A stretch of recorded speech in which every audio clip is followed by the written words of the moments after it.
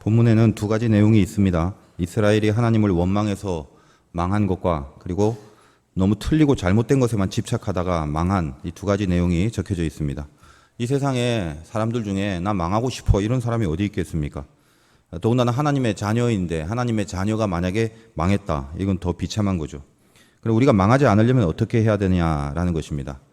근데 그 전에 이미 망한다라는 의미가 어떤 건지 좀 짚고 넘어갈 필요가 있는데 히브리 말로 망한다라는 말의 원어가 다마라는 단어를 씁니다. 한마디로 다마는 끊어진다 이 말이에요. 성경에서 말하는 망한다는 것은 끊어진다라는 뜻이라는 거예요. 세상 사람들이 망했다 할 때는 대부분이 물질적으로 망했다라는 표현을 많이 하잖아요. 그 세상에서 망했다라고 할 때는 내가 뜻한 바 원하는 대로 되지 않을 때 이제 그때 망했다라는 표현을 합니다. 근데 성경에서 말하는 이 망했다라는 것은 끊어짐에 대하여 집중을 하고 있기 때문에 세상과는 좀 달라요. 훨씬 깊은 의미로 접근을 해야 된다는 것입니다. 우리가 보통 그 신약 성경을 통해서 우리와 주님의 관계를 예수님 참포도나무 우리는 가지다. 나무라는 본체의 가지로 빗대어서 설명을 굉장히 많이 하고 있습니다. 근데 이 가지라는 게 만약 나무에서 끊어져 떨어져 버리면 더 이상 나무로부터 오는 모든 공급이 차단되는 것이고 나무의 주인인 그 농부의 관리도 받지 못하는 것이고 다시 말해서 이 나뭇가지가 나무에서 떨어져서 누구에게 짓밟히든 아니면 어떤 사람 손에 붙들려 갖고 뭐 가정의 화병에 뭐 꽃병에 이렇게 꽂혀지든 떨어진 다음에 어떻게 되느냐 이거는 별로 중요한 문제가 아니라 떨어진 것 자체가 나무에서부터 끊어진 것 자체가 이미 심판이고 저주고 그게 망한 거다라고 보는 거예요. 왜냐하면 그때부터는 이제 이 가지는 나무의 운명과 서로 같이 갈 수 없습니다. 관리하시는 이 농부의 손길을 탈 수가 없다라는 것이죠. 그런 의미에서 성경에서 말하는 이 다마라는 표현을 할 때 우리가 하나님 안에서 망했느냐 망하지 않느냐라는 것은 하나님께로부터 오는 생명의 공급이 끊어졌느냐 끊어지지 않았느냐 이거를 이제 보라는 것입니다. 그것이 1차적인 거예요. 이스라엘이 하나님과의 약속을 이루지 못했습니다. 이스라엘 백성은 약속을 받은 백성인데 약속이라는 게 말입니다. 대단한 거거든요. 하나님 약속하시면 끝나는 거예요. 그분은 신실하시기 때문에 한번 약속하면 이루어진단 말이에요. 반드시. 근데 그 약속을 보장받았는데 내가 싫은 거예요. 내가 그 약속을 받기가 싫고 이 약속을 내가 믿지를 않고 그러니까 뭐 사준다고 해도 당신이 뭘 사줄 수 있겠냐 하고 집에 가버리는 거죠. 나 애굽으로 갈래. 그러니까 하나님 마음이 얼마나 안타깝겠습니까? 지금 이스라엘은 하나님의 약속을 받은 백성인데도 불구하고 오늘 민수기의 설명이 여호수아와 갈렙을 제외하고는 거의 출애굽을 하여 약속을 받은 1세대들이 가나안에 들어가지 못하고 이 광야를 40년 동안 유리하는 연단을 받게 됩니다. 오늘도 말씀에 자세히 읽어보신 분은 알겠지만 정탐한 날수가 40일이고 40일간의 정탐이 믿음의 고백이 나오지 않으니까 하나님이 1일을 1년으로 쳐서 40일 정탐한 것을 40년 연단하는 세월로 그렇게 말하잖아요. 근데 사실 광야길이라는 게 멀어서 40년이 걸린 게 아니라는 건 여러 번 제가 말씀을 드렸습니다. 한 10일 정도면 애굽에서 충분히 들어갈 수 있는 땅이고 이미 가데스 바데아라는 곳에서 정탐할 무렵은 가나안 접경까지 간 상태란 말이에요. 근데 거기서 빠꾸해서 다시 광야를 40년 동안 연단하는 그런 훈련을 받게 되는 그 케이스가 바로 오늘의 이 본문의 이 사건을 통해서 등장하게 된다는 것입니다. 우리가 약속을 받은 인생인데도 만약에 망한 인생이 된다면 그것처럼 억울한 게 어디 있어요? 가지로 불림받고 붙어 있었는데 그게 떨어져 나갔단 말이죠. 얼마나 억울하겠습니까? 오늘 예배에 참석한 저와 여러분들이 세상에 어떤 바람이 불고 좀 시련이 있다 할지라도 하여간 악착같이 딴 건 다 빼더라도 하나님 앞에 확 붙들려서 간신이라도 바둥거리면서 절대 내가 하나님과 끊어지진 않는다. 절대로 망하지 않는다. 이런 믿음의 결단들과 또 이것에 대한 새로운 결의들이 예배 가운데 일어나는 그 시간이 되길 바랍니다. 이스라엘이 하나님과 끊어져 버린 이유, 즉 망한 이유, 오늘 이 본문을 통해서 두 가지를 살펴보겠는데 우리도 그러면 안 되겠죠. 첫 번째는 말에 대한 것입니다. 망할 말을 했다는 것입니다. 우리 망하지 않으려면 망할 말을 하면 안 되는 겁니다. 이게 얼마나 깊은 말인지 한번 점검해 보겠습니다. 26절에 이렇게 시작됩니다. 여호와께서 모세와 아론에게 말씀하여 이르시되 나를 원망하는 이 악한 회중에게 내가 어느 때까지 참으랴. 이스라엘 자손이 나를 향하여 원망하는 바 그 원망하는 말을 내가 들었도다. 그들에게 이르기를 여호와의 말씀에 내 삶을 두고 맹세하노라. 너희 말이 내 귀에 들린 대로 내가 너희에게 행하리니. 이 무슨 말입니까? 이스라엘이 원망을 했는데 그 원망이 마음에만 있는 것이 아니라 말로서 표현을 해버린 거죠. 말로서 표현을 했고 그것을 들은 하나님이 그들이 말한 대로 그들을 망하게 했다라는 것입니다. 사람이 살아가는 동안 몸과 마음은 하나로 연결되어 있지 않습니까? 그래서 예를 들면 뭐 범죄할 마음이 생겼다고 칩시다. 저거 도둑질하고 싶다. 죄된 마음이 생겼어요. 그러면 그것 자체가 내 마음에서 저거를 훔치고 싶다라는 마음이 생길 것 자체는 분명히 나쁘고 그래서는 안 되지만 하나님의 견지에서 봤을 땐 그거는 아직 하나님께서 심판받을 만한 내용으로는 취급하지 않으신다는 거예요. 근데 우리는 이 마음속에서 범죄할 마음이 생기면 잘못됐다라는 것이 같이 느껴지게 되죠. 하나님의 자녀니까. 그러니까 속에서 마음에서 싸움이 일어납니다. 이러면 안 되는데 근데 이러고 싶고 저 훔치면 안 되는데 막 훔치고 싶고 그게 충돌이 막 일어나죠. 싸움이 일어납니다. 근데 이때 만약 마음에서 이 죄의 법을 이겨버리면 죄는 행위로까지 나타나지 않겠죠. 그냥 안에서 삭혀버리고 안에서 마음에서 딱 잡아버리면 더 이상 도둑질하는 행위로 나타나지 않는다는 것입니다. 근데 만약에 마음에서 이기지 못하면 결국은 내가 죄를 짓겠다라는 내 속의 마음이 표현으로 행동으로 반드시 드러나게 돼 있죠. 그게 우리가 뻔히 알고 있는 그런 논리 아니겠습니까? 원리가. 그러니까 오늘도 이 원망이라는 거 한번 보세요. 원망이라는 것 자체는 엄청난 불신앙인데 하나님은 우리 연약함을 아시니까 우리 속을 이렇게 보고 계세요. 원망하는지 안 하는지. 근데 중요한 건 뭐냐면 우리가 원망을 선택하느냐 아니면 결국 감사를 선택하느냐. 지금 이스라엘 백성들이 애굽에서 나와서 얼마나 큰 은혜들을 받고 기적같이 여기까지 왔잖아요. 이 살아왔던 전체의 과정들 죽을 수밖에 없는 인생인데 그들을 끄집어서 여기까지 왔지 않습니까? 우리도 마찬가지죠. 이미 죽어야 마땅한 존재인데 죄로부터 영적으로 하나님과 단절돼야 그게 마땅한 그런 우리들의 형벌인데도 불구하고 우리는 그리스도의 보혈로 말미암아 은혜 가운데 하나님 자녀가 됐죠. 그러니까 사실 영적으로 죽다 살아난 것뿐만 아니라 또 현실적으로도 우리가 몰라서 그렇지 수없이 많은 세월 가운데 하나님께서 우리를 살려주시고 도와주신 경험들이 다 있단 말이에요. 기억하는 사람도 있고 그 체험을 인식하는 사람도 있고 그 다음에 부지불식간이라도 하나님은 당신의 자녀이기 때문에 자녀가 모르는 사이에 우리를 이끌어 주신 것도 굉장히 많단 말이죠. 여러분 어렸을 때 뭐 2살, 3살 뭐 이럴 때 요즘도 지금 막 미세먼지나 막 환절기라서 병원에서 아픈 그 아이들도 많고 뭐 밤에도 이제 저한테 기도 전화를 하는 그 요청하는 경우도 많고 그래요. 근데 그 애들이 뭐 2-3살짜리 애들, 1-2살짜리 애들이 지 아프다고 죽어가고 있을 때 그 엄마가 아빠가 그렇게 맨날 밤에 응급실에 가서 치료하고 약 먹이고 그거 다 기억해요? 그거 아니었으면 벌써 죽었는데. 다 그거 기억 못하죠. 우리도 마찬가지라는 거예요. 여기까지 온 것만 해도 하나님의 은혜 없이는 여기까지 올 수 없는 건데 근데 삐딱하게 원망을 해요. 갑자기. 이게 뭐냐 이거죠. 뭐 하려고 여기까지 데리고 왔냐 이런 말이죠. 부모 앞에서 제일 혐오스러운 마음이 뭐예요? 왜 날 낳으셨냐요? 그거죠. 뭐 하려고 날 낳으셨냐고. 할 말이 없어지는 거예요. 그러면은. 그래서 이스라엘 백성들이 그들의 원망을 그 물 좀 없고 그 먹을 거 좀 없다고 그렇다고 굶어 죽은 사람도 없고 하나님이 늘 기적과 은혜 가운데 공급이 계속 끊이지 않았는데도 불구하고 끝없는 원망을 하지 않습니까? 그러니까 그 원망을 내가 내게 닥쳐져 있는 현장을 갖고 탁 원망을 하느냐 아니면 감사를 하는 게 마땅하느냐라는 영적 싸움이 내 안에서 벌어지는 거죠.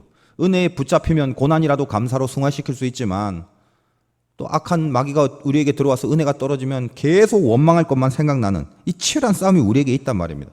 이 싸움을 하나님 아시잖아요. 그래서 보고 계신단 말이죠. 그래서 거기서 우리가 승리하기를 원하세요. 그런데 우리가 과연 승리냐 패배냐라는 것을 하나님은 무엇으로 마지막에 딱딱 두드리고 진단하시냐 하면 원망이 들어왔을 때 싸워서 이겼느냐 안 이겼느냐를 뭘로 판단하신다? 원망의 말을 입 밖으로 뱉느냐 뱉지 않느냐 그걸 보고 하신다는 거예요. 이거 굉장히 중요한 내용입니다. 말을 하면 드디어 원망의 죄를 저질러 버리는 거고 말을 안 하면 속에서 그러진 말아야 됨에도 불구하고 어쨌든 그래도 말을 안 하면 하나님께서는 원망한 것으로 여기지 않으신다는 거죠. 우리 속마음을 몰라서 하나님이 이스라엘 백성들이 니네가 말한 걸 들었으므로 내가 너를 망하게 한다 그랬겠어요? 속마음 다 보시죠. 그러나 이 속마음을 아시지만 이것을 말로 표현해 내기까지의 과정에서 그 싸움에서 이기기를 바라시는 하나님의 마음이 있는 메시지라는 것입니다. 이스라엘이 망한 이유가 분명해요. 뭐라고 했어요? 나를 향하여 하나님이 나를 향하여 원망하는 바 그 원망하는 말을 내가 들었노라 이렇지 않습니까? 하나님 다 아신단 말이에요. 말로 해야 들을 것이고 말을 해야 그때부터 원망이라고 여기겠다라고 하나님이 크게 양보하여 주셨다는 거예요. 우리의 죄성이 마지막으로 이렇게 눌려질 마지막 보루가 있어요. 보루. 우리의 죄가 가운데서 이렇게 살아난다 할지라도 죄가 아닌 걸로 드러내지 않을 마지막 기회를 주십니다. 그게 뭐예요? 말로 나오기 전까지만 너희들 이거를 삭히고 누르고 참아내길 바란다. 이 메시지라는 거예요. 예수 믿으면서 확실히 알아야 될 게 분명히 있는데 이 말이라는 게 얼마나 신비하냐 이겁니다. 뭐 세상 사람들도 말에 대한 신비를 많이 연구합니다만 우리는 더더욱 더 그렇죠. 참 말이라는 게 신비하죠. 여러분과 저가 이렇게 떨어져 있는데도 제가 말을 하니까 이 말을 통해서 소통이 되죠. 끄떡거리고 이해하고 이거 참 신기하지 않아요? 그 말이라는 게 희한해요. 예전에 제가 그 고등학교 때 예수를 처음 믿었지 않습니까? 세례를 받으려고 하는데 요즘하고 예전이 좀 달라요. 제가 다니는 교회만 그랬는지 몰라도 제가 그 교회 다닐 때 세례 받을 때 세례가 굉장히 어려웠어요. 책을 두꺼운 거 하나 주고 이거 학습이라고 해서 이거 공부를 다 했어야 된단 말이죠. 굉장히 엄격하게 시험을 봤어요. 요즘 세상 좋아졌어요. 요즘은 그냥 쉽게 봤죠. 근데 열심히 아무튼 공부하고 나름대로 이제 초보지만 열심히 공부하고 이제 문답을 하는데 거기 이제 쭉 가운데 저를 세워놓고 목사님이 이렇게 쫙 둘러서 하고 이제 질문을 하는데 참 지금도 생각이 나요. 그 세례받기 전에 그 첫 질문이 하나님이 세상을 뭘로 만들었냐. 그러니까 여러분 다 아시죠? 하나님이 세상을 뭘로 창조하셨어요? 다 아시잖아요. 근데 이게 여러분들은 신앙생활 오래 하니까 많이 들어서 아신 거고 저는 그때 초신자였단 말이죠. 그래서 얼핏 말씀이란 개념이 이게 이상한 거예요. 하나님은 전능하시니까 그냥 생각에 그냥 능력으로 세상을 창조했다. 아니면 하나님 세상을 사랑하니까 사랑하는 마음으로 창조했다. 능력일까? 뭐 사랑일까? 이렇게 막 그 정도만 이렇게 생각하고 있었는데 정답을 제가 몰랐죠. 목사님이 그 쉬운 걸 뭐 그 간단한 기본적인 걸 모르냐고. 하나님이 말씀으로 세상을 창조했는데 공부 뭐 했냐고. 야단 맞고. 그렇게 쉬운 걸 모른다고. 그래서 저 낙방됐어요. 떨어졌어요. 그래서 재수해서 세례봤어요. 재수해서. 문답 공부 다시 해서. 근데 제가 그날 퇴짜 맞으면서 그냥 이해가 안 가는 게 아니 말씀으로 만든 게 뭐야 도대체. 왜냐하면 그때는 교회를 잘 안 다닌 적이 없기 때문에 말씀 그러면 말이잖아요. 세상적인 말. 그냥 뭐랍니까? 단어, 사용하는 단어. 그리고 끼케야 이 하나님의 성경에 적혀져 있는 이것을 말씀으로 한다. 이 정도만 알지 하나님이 말씀으로 세상을 창조했다는 개념 이게 안 썼다라는 거예요. 왜냐? 이거는 세상 말이 아니거든요. 하나님의 말씀이란 말은. 말씀이 육신이 되어 이 땅에 온 것이 주님이다라는 말도 그 세상에는 없는 말이에요. 다시 말해서 이게 뭐냐면요. 이제 성경을 읽다 보면 하나님이 세상을 만들 때 빛이 있으라 하니까 빛이 있었단 말이에요. 하나님이 말을 하니까 그 말이 되어진 거죠. 그런 하나님, 원래 그런 하나님이에요. 말을 하면 말의 능력이 있어서 그 말로 창조하신 하나님이 우리를 만드셨고 우리 안에 이렇게 형상대로 만들었단 말이죠. 그럼 한번 생각해 보세요. 하나님이 말을 하시는 분이니까 하나님께로부터 만든 우리도 말을 하는 존재고 하나님이 들으시는 분이기 때문에 우리도 듣는 거란 말이에요. 하나님이 이 말씀에 능력이 있기 때문에 당신의 형상대로 만든 우리는 우리 말에도 능력이 있다는 걸 알아야 돼요. 그게 그렇게 맺혀지는 거예요. 말은 우리끼리 서로 의사소통하라고만 주어진 게 아니에요. 하나님이 나에게 주신 것에 대하여 말에 대한 굉장한 신비함이 있다는 그걸 잊어버리시면 안 되는 거예요. 우리가 예를 들어 입으로 현장이 좀 절망 가운데서도 입으로 소망이 있습니다. 말하면 그 소망이 소망을 창조하는 능력이 된다는 거예요. 이게 어떤 심리적인 요법이 아니라 애초에 하나님 당신이 그런 분이기 때문에 우리에게 그렇게 만들어 놓으셨어요. 이걸 아셔야 된단 말이에요. 근데 그냥 입으로 절망이야, 끝났어, 망했어. 그러면 창조의 능력은커녕 말하는 게 능력이기 때문에 망했다라고 말하면 망하는 능력이 생기는 거예요. 망하는 능력이. 그래서 망해버리는 거죠. 그 얘기가 오늘 얘기예요. 이스라엘 백성의 얘기. 약속 다 받아놓고 말로 망했다라고 하니까 망해버리는 거란 말이죠. 중요합니다.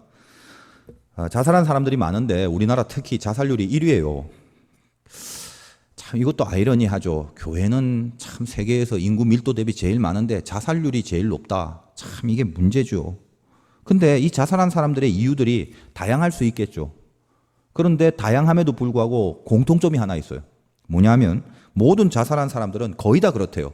꼭 자살하기 전에 죽고 싶다라든지 자살해야겠다라든지 살기 싫다라는 말들을 어떤 사람이나 글이나 뭘 통해서 이렇게 말로 흘려보내는 과정이 꼭 있다라는 거예요. 혹시 여러분 주변에 막 죽고 싶다라고 혹시 하는 말을 하는 사람이 있으면 각별히 예의주시해 보세요. 각별히 그 신경 써야 됩니다. 물론 배고파 죽겠다 이거는 이제 빼세요. 우리는 맨날 배고파 죽겠으니까. 그런 거 말고 막 갑자기 뭐 그런 사람. 미국의 파이라는 트럭 그 서비스 회사가 있는데 그 매년 25만 달러라는 엄청난 금액의 손실이 발생해서 에드워드 데밍이라는 박사가 그 원인을 그 회사를 분석했어요. 그리고 어떻게 진단을 했냐면 컨테이너 작업을 하는 인부들을 보통 트럭 운전사라고 부르는데 운전사라고 부르지 말고 장인이라고 부르게 했어요. 장인. 그 한 방면에 최고의 기술자들, 장인이라고 그러죠. 장인. 근데 한 달 만에 이 배송 관련된 실수가 56%였는데 10%로 줄어들었다는 거예요. 그 말 한마디에. 장인으로 불리는 순간 거기에 능력이 그냥 임한 거예요. 말이 사람의 능력을 바뀌어버리는 거죠. 반면에 교회를 다니다가 이제 그만둔 사람들 많잖아요. 좀 목회하다 보니까 그런 사람들 많이 만나는데 왜냐? 상처들이 다 있죠. 상처들. 근데 그 상처가 뭐 예수님한테 받은 상처는 없어요. 보니까. 하나님이 상처 주신 적은 없는 것 같아요. 대부분 어떤 상처냐? 사람들에게, 교회 다니는 사람들에게 상처를 받았다고 하는데 근데 교회 사람들이 무슨 상처를 어떻게 주겠어요? 뭐 주먹질을 했겠어요? 발길질을 했겠어요? 물건을 집어던졌겠어요? 그런 상처가 아니라 전부 다, 거의 다 말을 통하여 말의 상처를 입은 경우들이 대부분이더라는 것입니다. 그러니까 그만큼 그런 말을 듣고 상처를 받아서 교회를 안 다니는 것도 문제지만 어쨌든 간에 뭐예요? 그 아무것도 아닌 말 한마디의 상처가 한 인간의 영혼을 좌지우지하는 신앙이냐 불신앙이냐를 판가름하고 그것을 가름하게 되는 영향력을 행사한다는 거예요. 그게 굉장히 중요한 것이죠. 아무것도 아닌 인간의 말 한마디가. 왜? 말의 배후에 에너지가 있기 때문에, 영성이 실려 있기 때문에 그렇다라는 거예요. 실제로 전화 여자 상업고등학교의 국어 선생님으로 계신 한 분이 국어를 하다 보니까 언어에 대한 관심이 많고 아이들에게 말에 대한 의미를 전달해주고 싶은데 그것을 좀 리얼하게 임팩트 있게 전달해주고 싶어서 실험을 했다는 거죠. 바나나를 2개를 이렇게 똑같은 걸 샀어요. 똑같은 바나나를. 그리고 양쪽 통에다 이렇게 집어넣고 한 바나나에는 예쁘나 사랑해 이렇게 써서 붙이고 한 바나나에는 이 쓰레기 같은 놈 이렇게 써서 붙였어요.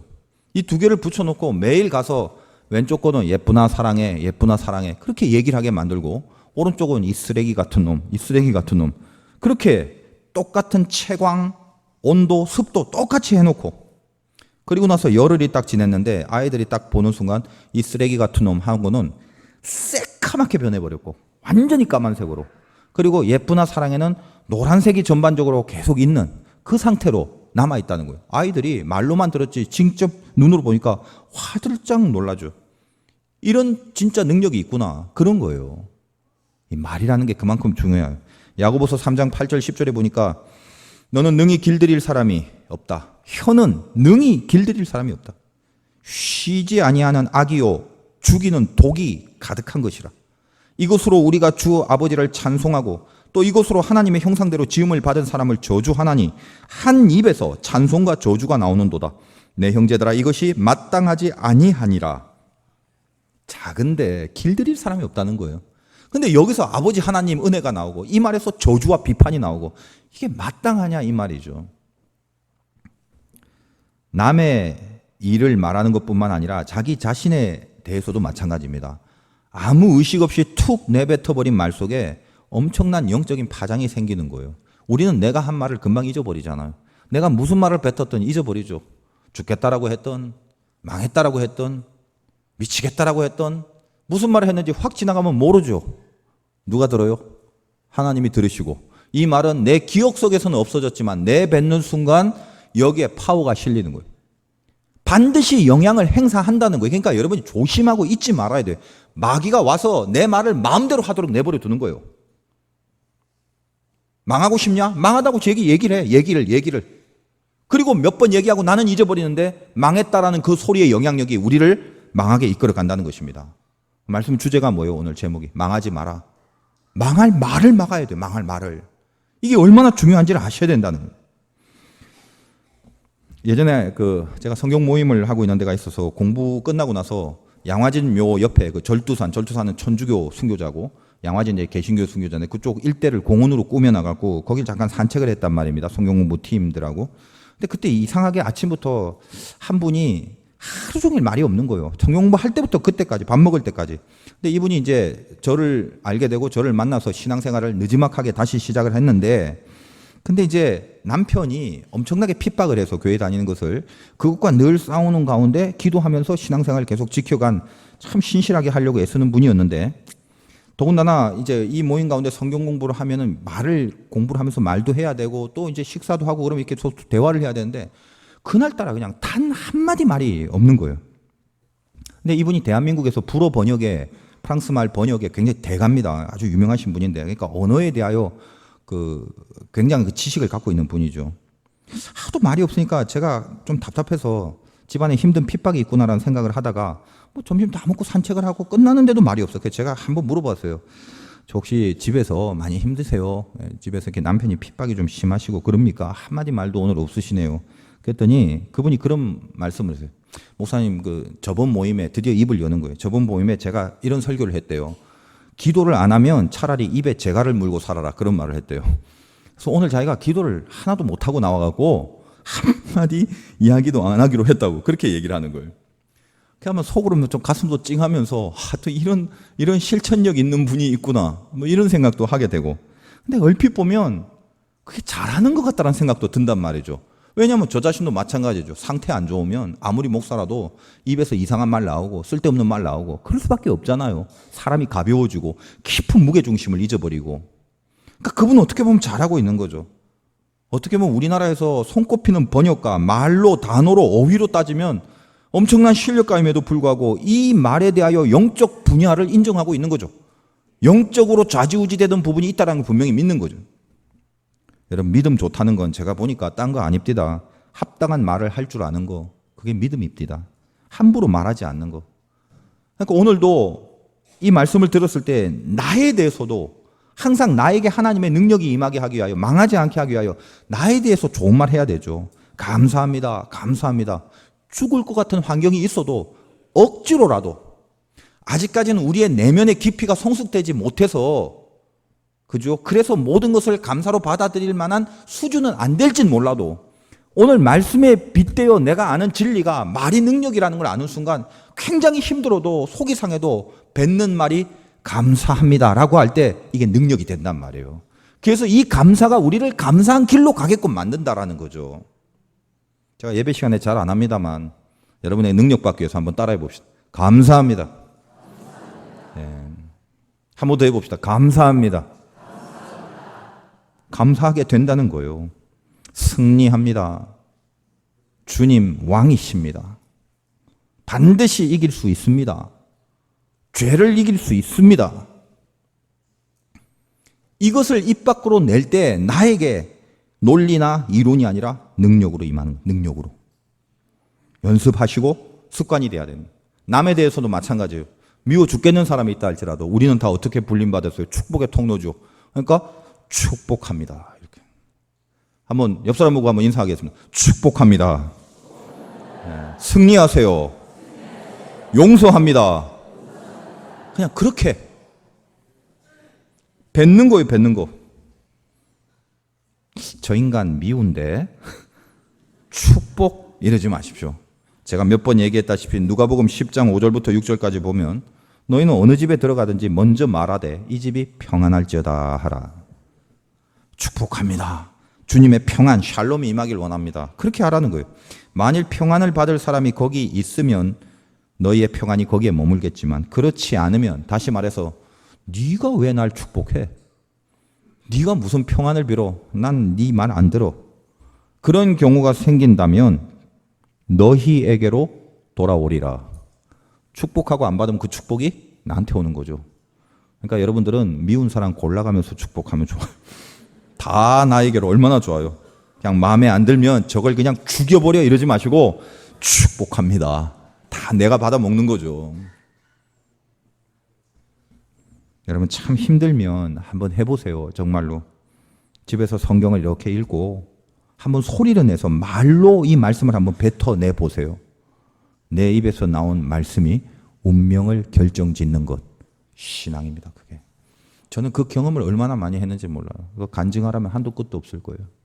그래서 제가 말씀을 좋아요. 이 말씀은 입 밖으로 내는 순간 이상하게 내 운명의 모든 고리를 하나님께서 그 말씀으로 이끄시는 능력입니다. 이 귀한 특혜를 잊지 마세요. 이거 안 하고 괜히 원망하는 말을 해서 망해버린 인생 되지 말라는 거예요. 한 주 동안 여러분 입술 속에서 능력이 나오길 원해요. 감사합니다. 축복합니다. 승리합니다.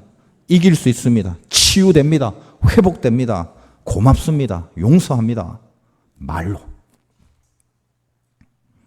또 하나, 망하는 이유 중에 하나가 집착인데 망할 집착에 빠졌습니다. 망할 말을 해서 망했고 망할 집착에 빠져서 망했는데 하라면 안 하고 하지 말라면 어떻게든지 하려는 사람들, 영적 청개구리들이 있어요. 이 개구리들은 튀겨 먹어야 돼요. 개구리들은. 왜 그렇게 하라는데 안 하고 하지 말라는데 하는지 모르겠단 말이죠. 40절 보세요. 아침에 일찍 일어나 산꼭대기에 올라가며 이르되 보소서 우리가 여기 있나이다. 우리가 여호와께서 허락하신 곳으로 올라가리니 우리가 범죄하였습니다. 이 무슨 말이냐면 이스라엘 백성들이 이제 꾸지람을 듣고 이제 뉘우치고 자숙해야 되는데 우리가 산으로 올라가 전쟁을 치르겠다는 거예요, 지금. 그러니까 모세가 기가 막히죠. 지금 그럴 시국이 아니야, 지금은. 그래서 41절에 뭐랍니까? 모세가 이르되 너희가 어찌하여 이제 여호와의 명령을 범하느냐? 이 일이 형통하지 못하리라. 니네 지금 수준 갖고 전쟁 산꼭대기 가서 치러봤자 진단 말이야. 형통하지 못해. 그냥 가만히 좀 고정해. 근데 웃기는 게 44절. 그들이 그래도 산꼭대기에 올라갔고 여호와의 언약궤와 모세는 진영을 떠나지 아니하였더라. 그래도 올라갔대요. 언약궤가 하나님의 임재인데 언약궤는 진영을 떠나지 않고 그들과 같이 안 했는데 그래도 올라갔대요. 그래서 결론 45절. 아말렉인과 산간지대에 거주하는 가나인이 내려와 그들을 무찌르고 호르마까지 이르렀더라. 패망해버렸다는 거예요. 이거 참 웃기는 얘기 아니에요? 어떻게 보면. 성경에 있는 이유가 뭐예요? 우리나라 사람들이 참 열심히 많죠. 짧은 시간에 경제 개발을 이루었던 것도 세계가 보면 놀랄만한 나라가 우리나라인데 이 열심히 있는 만큼 교인들, 성도들도 참 열심들이 참 많아요. 그래서 불과 몇 년 사이에 제 신앙의 선배들이나 어른들을 보면 제가 처음 교회 다녔던 데도 그렇고 기도에 열심도 많았고요. 뭐 옛날에는 그렇게 막 좀 뜨거움이 이렇게 느껴지는 뭐 철야기도 같은 거 하면 뭐 밤 한 10시, 11시부터 시작해서 새벽 4시, 5시까지 잠 안 자고 정말 그랬거든요. 지금도 뭐 생각 많이 나요. 막 비틀거리고 졸던 생각, 그리고 뒤에 주전자 이렇게 커다란데 막 커피를 이렇게 타갖고 막 1시간에 한 번씩 가서 마시고 또 견디고 또 찬송 또 부르고 이런 생각이 지금도 난단 말이죠. 근데 요즘 만약에 우리도 뭐 철야기도 합니다만 사실은 그게 정확하게 철야는 아니죠. 저녁 기도인데 만약에 요즘 우리 교회에서 이제 제대로 된 철야기도 하니까 많이 나오시기 바랍니다. 그럼 한 10명 나올까요? 밤새 하는데 그렇게 이제 힘들어진 시대가 돼버린 거죠. 살만해지니까 이제는. 어쨌든 그런 열심들의 추억이 있습니다. 그래서 은혜를 받으면 이제 열심히 있게 되고 저도 사실 처음에는 몰랐어요. 열심히 전부 다 이게 은혜의 열매인 줄만 알았거든요. 왜냐하면 제가 처음에 교회 나갔을 때 은혜 받으면 좀 시간을 투자하고 힘은 들어도 교회에서 봉사하는 것이 하나님을 위한 길이다라는 진심이 어릴 때 그 순수하게 있었기 때문에 은혜를 받으니까 헌신하게 되고 막 거기서 뛰게 되고 일을 하게 되더란 말이에요. 근데 이제 제가 알게 된 게 뭐냐. 점점점 신앙생활 하면서 은혜는 하나도 없이 열심만 있을 수 있구나라는 걸 알게 됐다는 거예요. 그러니까 뭐냐면 제가 볼 때는 영적인 변화도 전혀 안 돼. 인격의 수준도 안 돼. 안에 예수도 없어. 마음에 성령에 붙잡히려는 의욕이나 관심도 하나도 없어. 근데 뭐에 그렇게 분주하고 뭐에 그렇게 옥신각신하고 뭐에 대해서 그렇게 열심을 내려고 땀을 흘리는지 가만 보니까 망할 놈의 집착이더라는 거예요. 그게. 집착과 충성의 차이가 뭔지 아세요? 둘 다 목표가 있어요. 집착도 목표가 있고 충성도 목표가 있는데 그런데 주님이 바라는 대로 가는 목표가 있으면 충성이 되지만 주님과 상관없이 달리면 하나님과 전혀 상관없이 그렇게 달리면 목표가 틀려버리니까 그것은 집착이 되어버리는 거죠. 그래서 집착은요 절대로 소망이 아니에요. 집착은 그 과정에서 늘 초조함이라는 게 생겨요. 그런데 소망이라는 건 하나님을 향한 충성이 근거가 되기 때문에 이 소망을 놓고 뛰는 사람은 이 마음속에 말입니다. 늘 평안히 자기를 잡아주는 힘을 느낍니다. 그러니까 여러분이 어떤 열심을 부릴 때 소망인지 집착인지 보란 말이에요. 지금 집착이라는 것은 초조함이죠. 근데 소망이라는 건 평안을 준단 말입니다. 깊은 기도 속에서 내가 변한 상태에서 추진할 때는 하나님이 주시는 소망이 되기 때문에 어렵고 힘든 건 둘째 치더라도 마음에서 평안을 지키는 힘이 생기는데, 기도가 없이 여전히 변하지 않는 원래의 내가 내 멋대로 하려고 추진할 때는 집착밖에 안 되기 때문에 처음부터 끝까지 초조함을 버릴 수가 없어요. 여러분의 인생도 마찬가지입니다. 미래도 마찬가지죠. 궁리하고 고민하고 연구하고 그래야 되겠죠. 근데 가만 보면 예수 안에 있으면서도 그렇게 인생과 앞길에 대하여 집착하는 사람이 많아요. 기도 속에서 진짜 미래를 보고 하나님 앞에 맡기는 사람은 사실 어떤 형편에도 중요한 게 뭡니까? 고난이 있냐 없냐가 아니라 마음의 평안. 무릇 지킬 만한 것보다 마음을 지키라. 하나님을 향한 마음의 평안을 계속적으로 지켜내는 어떤 힘이 있어요. 그게 하나님 앞에 맡긴 자의 인생이거든요. 고난이 없진 않아요. 더 깊은 고난, 심한 고난이 있을 수 있어요. 하나님 앞에 붙잡히면. 근데 중요한 게 뭐냐면 어떤 고난이라도 마음의 평강을 빼앗기지 않을 승리들이 그 고통 가운데 계속적으로 그 승리를 연출해 간다는 것입니다. 그래서 제가 느낀 게 그래요. 인생이라는 건 대책을 세우는 게 중요한 게 아니라 믿음을 세우는 게 중요하다.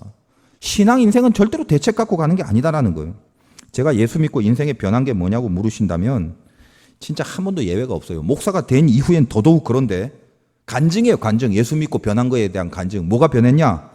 한 번도 내가 바라는 대로 된 적이 없습니다. 이게 제 간증이에요. 목사가 될 때부터 더 그랬어요. 내가 가고 싶다면 있게 하고요. 있고 싶다면 가게 하고, 이거 하라면 저거 하고, 저거 하고 싶다면 이거 하라고 하고, 정말 한동안, 이거 좋은 말은 아닌데 아무튼 제일 통쾌한 말이라서 제가 이 말을 씁니다. 정말 한동안은요, 환장하겠어요. 환장하겠어요. 하나님 제발, 아니 지금 상황을 보면 제가 이거잖아요. 한 번도 제 뜻대로 된 게 없어요. 목회를 하면서. 그 길이 말입니다. 목회의 길이. 근데 그때는 정말 야속하고 막 납득도 안 되고 이해가 안 되고 대책도 없고, 저도 스타일이 중요한 부분은 이렇게 머릿속에서 딱 계획이 잡혀야 그 다음에 추진하는 스타일이거든요. 근데 많이 변했어요, 이제는. 목사 되고 나서는 스타일 자체가 완전 많이 변했어요. 무슨 생각을 하게 됩니까? 참 귀하게 느껴진 게 뭐냐면 그 당시는 몰라요. 그 당시는 이해가 안 돼요. 근데 시간이 많이 지나고 이렇게 세월이 좀 흐른 뒤에 어느덧 이렇게 뒤를 돌아보면 그때 그렇게 야속했고, 그때 이게 아니라 저쪽으로 하면 죽을 것 같았는데 그렇게 보내진 것에 대해서 시간이 지나니까요, 서서히 이해가 되는 거예요. 깨달음이 오고 설득이 돼요. 설득이. 그래서 느낀 게 뭐예요? 인간은 그때 그 당시에 지가 좋은 게 뭔지 죽어도 모르는 존재예요. 누가 알아요? 하나님이 알아요. 하나님은 나에게 제일 좋은 것을 하나님만 알아요. 가만 보면. 우리는 몰라요. 우리는 내 앞에 있는 것을, 그게 독약이든 쥐약이든 주워 먹으려는데 바쁘지. 하나님은 전체를 봐서 가장 좋은 쪽으로 이끄시는 아버지시거든요. 그러니까 그분의 인도하심이 있고, 내 수준에서는 그 당시에 뭐라 얘기를 해도 먹히지가 않는다는 걸 하나님도 아세요. 그래서 하나님은 이해를 시키는 게 아니라 운명을 일단 인도해 놓고 그 다음에 시간이 지나서 우리의 운명을 설득시키고 이해시키는 작업을 하세요. 그러니까 뭐가 필요합니까? 이해하려고 애쓰지 마시고 믿음을 가지셔야 돼요. 뭐 이렇게 자꾸 납득하려고 하기 전에 하나님을 향한 믿음에 붙잡히는 게 더 중요하다는 거예요. 인생이라는 건 대책보다는 믿음이라는 것입니다. 그래서 예전에는 제일 이해가 안 되고 납득이 안 되는 말입니다. 믿음은 갈 바를 알지 못하고 간다. 그때 제가 속으로 반항을 해서, 갈 바를 알지 못하고 왜 가요, 그걸? 근데 나중에 제가 신앙생활을 하고 나이가 들고 목회를 하다 보니까 이것처럼 진리가 없다는 거예요. 우리는 갈 바를 모르고 가는 거예요. 갈 바를 모르고 가는데 하나님이 가장 좋은 곳으로 이끄시는 거예요. 여기 물인데요? 내가 갈 데가 아닌데요? 아니요. 내가 갈 데일 수가 있어요. 여기 불이잖아요. 여기 싫은데요? 아니요. 그 길을 통해서만 시온의 길을 가게끔 하나님께서 이끄시는 하나님만의 길이 있다는 거예요. 그러므로 믿음을 갖고 가는 인생은 어떤 겁니까? 갈 바를 모르지만 이 속에서 초조함이 아니라 늘 평안한 마음으로 그 평안의 마음을 지키면서 가게 되는 거예요. 어려워도 그 순간 그 상황에서 싸워야 될 떨어지는 말씀들이 있단 말입니다. 그 말씀에 순종하는 순간 다시 평안이 생기고, 평안하기 때문에 그 말씀에 순종할 능력이 생기고, 그러면 한 번 이기고 나면 그 다음으로 하나님께서 길을 열어주시고, 한 번 이기고 나면 그 다음 단계로 하나님께서 길을 열어주시고, 그렇게 어느덧 서서히 하나님 앞에 이끌려지는 인생. 그러니까 어디에 던져졌느냐라는 거에 너무 걱정하지 마세요. 어이구 큰일 났네. 지금 이 상황에서 어떤 대책을 세울까? 너무 그러지 마십시오. 예수 믿는 사람들은 자기가 맞닥뜨리는 상황이 자기 계획 속에 없다 할지라도 일단은 주저함이 없어야 됩니다. 왜냐하면 그 상황은 하나님이 주신 거기 때문에 그래요. 나에게 던져진 그 자리가 지금 네가 감당해야 될 그 상황이 다른 누군가 대신할 수 없는 너만이 해야 될 상황이 있기 때문에 하나님이 거기에 넣은 것이고 거기서 우리만이 해야 될 승리를 하나님께서는 기대하십니다. 걱정은 너무 많이 하지 마세요. 안 보인다고 막혔다라고 생각하지 마시고 입 밖으로 쓸데없이 감히 끝이다, 망했다, 절망이다 라는 이야기 하지 마십시오. 하나님이 끝이라고 하기 전에 우리 가운데 끝은 절대로 있을 수가 없습니다. 그런데 하나님은 우리에게 절대 끝이라고 안 하시죠. 왜? 천성의 길로 시온의 길로 이미 이끌어 주시기로 계획하신 하나님의 약속, 그것은 절대로 우리를 멸망하게 할 약속이 아니라는 걸 우리 알고 있기 때문입니다. 여러분 인생 가운데 내 마음에 쓸데없는 망할 집착이 있는지 한번 다시 보십시오. 내 뜻대로 안 된다고 노심초사하고 초조해하지 마십시오. 그거 다 잘못된 길로 가는 자기 안에 있는 자기 욕망일 수밖에 없습니다. 맡기고 가시면 속에서 성령이 주시는 평안이 있어요. 내 생각엔 아닐 것 같죠? 천만에요. 아닐 것 같다라고 진단하지 마십시오. 인생은 내가 가는 것이 아니라 하나님이 가는 것이죠. 오늘 두 가지를 얘기합니다. 여러분 망하고 싶지 않잖아요. 망할 말을 막으시고 망할 집착을 끊으십시오. 그러면 하나님이 여러분들을 선한 길로 이끄실 것입니다. 한 주 내내 이 귀한 싸움에 승리하시기를 주의 이름으로 축원드립니다.